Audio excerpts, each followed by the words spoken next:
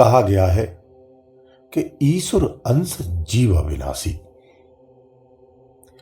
यानी जीव ईश्वर का ही अंश है और अविनाशी भी है।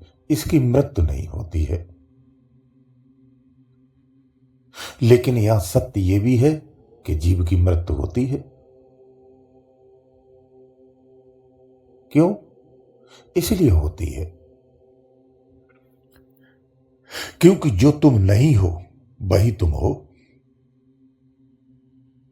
उसी को तुमने स्वीकार किया है और उसी में ही जीते हो, हर क्षण निहारते भी हो, उसी में अब रहना भी पसंद करते हो। इसी को तुम सत्य भी मानते हो।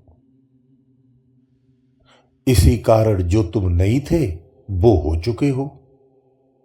वर्तमान में तुम वही हो जो तुम नहीं हो, कभी नहीं थे लेकिन अभी हो।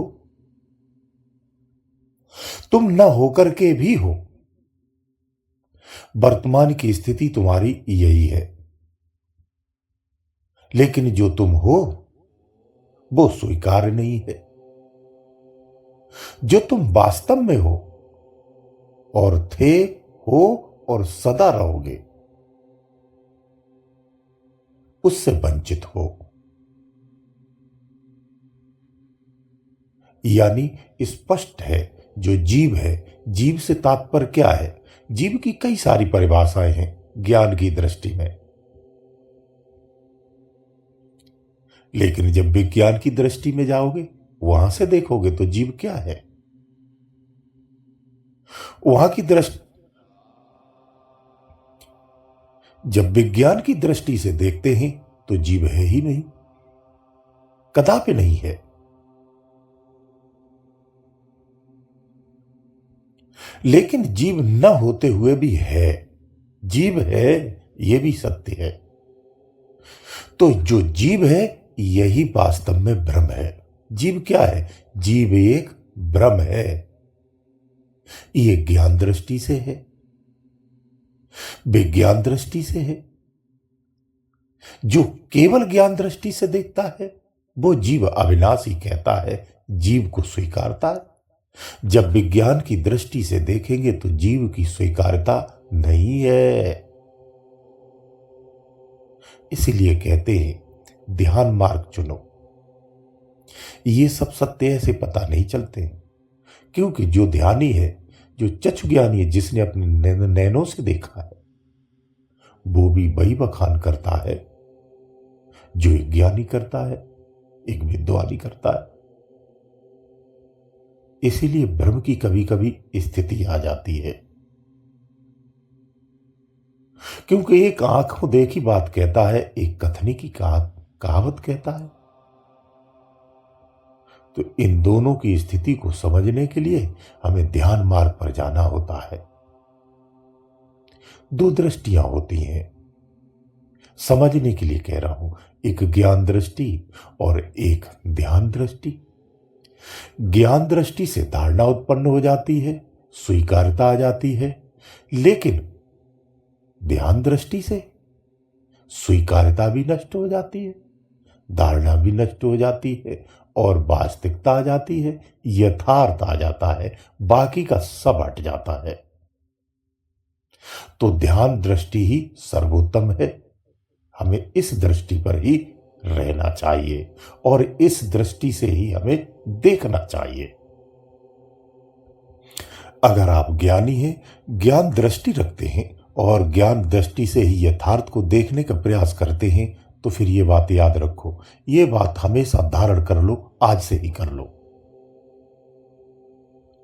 आज से ही अपने आप को आप जीव नहीं मानेंगे, यानी जीव रूपी अपना स्वरूप का त्याग कर दो। ये तुम्हारी पहली मुक्ति है।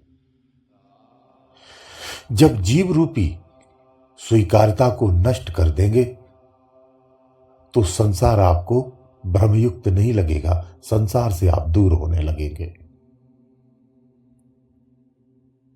अपने आप को केवल आत्म स्वरूप ही स्वीकार करो। आत्मा स्वीकार करो।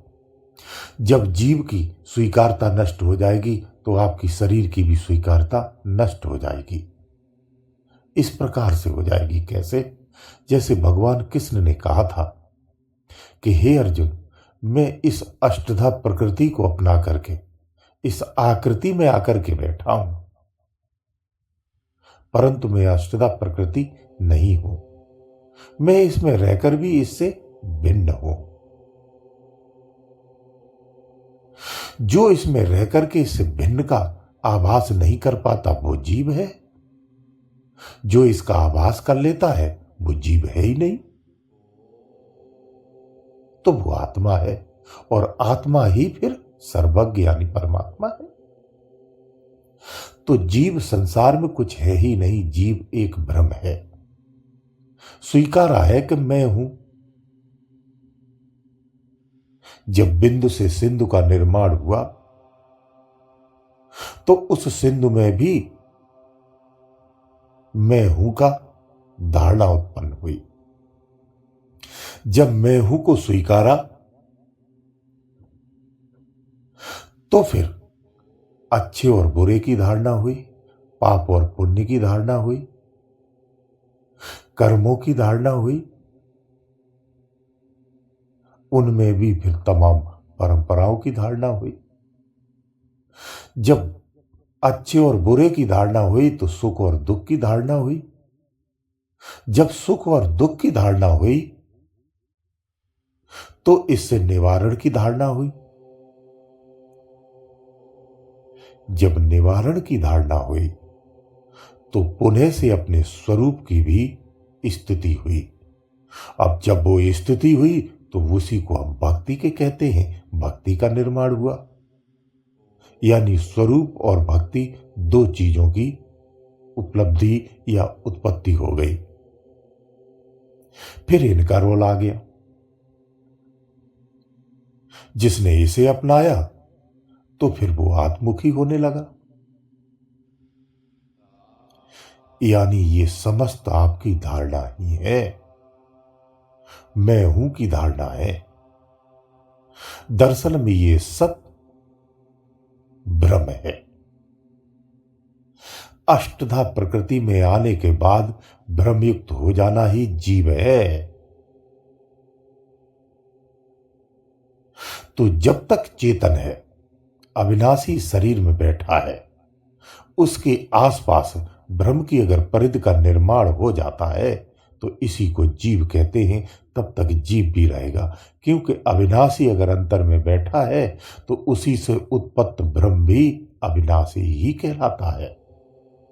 इसलिए जीव अविनाशी है। इसे दूसरे रूप में समझाने का प्रयास किया है। इसलिए जो तुम समझते वो हो ही नहीं, सच में नहीं हो। अगर हो तो मात्र भ्रम है। जब ये भ्रम टूट जाता है तो जीव रूपी सत्ता नष्ट हो जाती, यानी जीव रूपी जो भ्रम है वो नष्ट हो जाता है। इसको मुक्ति कहते हैं संसार में ज्ञानी।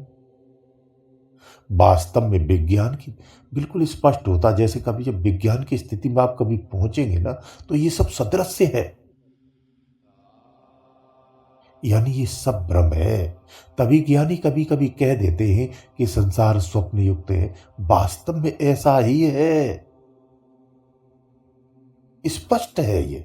लेकिन है तभी जो साधक ध्यान की दृष्टि से देखता है, ध्यान मार्ग पर चलता है, वो ही इन चीजों को जान पाता है।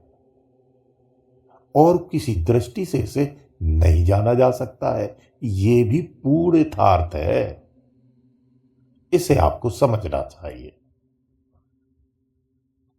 जब तुम न होते हुए भी होते हो तो कर्तापन की स्थिति में आ जाते हो, मैं की धारणा में आ जाते हो।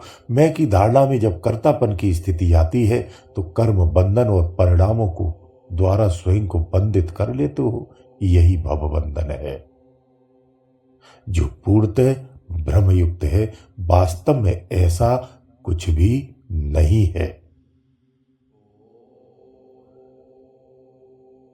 जब ये भ्रम टूटता है तो भ्रम रूपी दुनिया छोड़ करके आप वास्तविक दुनिया में चले जाते हो। जब उस दुनिया में पहुंचते हो तभी जाकर के ये दुनिया छूटती है और इस दुनिया का रहस्य समझ में आ पाता है, तब तक नहीं आता है। जिस प्रकार एक सागर से निकल करके कोई ऊंचाई पर पहुंच जाता है, तब वो सागर की आकृति को देख सकता है। जब तक सागर के अंदर में है, तब तक उस सागर की संपूर्ण आकृति को नहीं समझ सकता है। ऐसे ही संसार में जीव रहते हुए संसार की वास्तविकता को नहीं समझ पाता है। सतगुरु की दी हुई युक्ति के माध्यम से जब वो इस संसार से उठकर के बाहर निकलता है, तब इस संसार की स्थिति को जान पाता है। विद्वान इसी को मुक्ति कहते हैं, जीवन का कल्याण कहते हैं। आपको भी यही प्रयास करना चाहिए। गुरुदेव दयालु।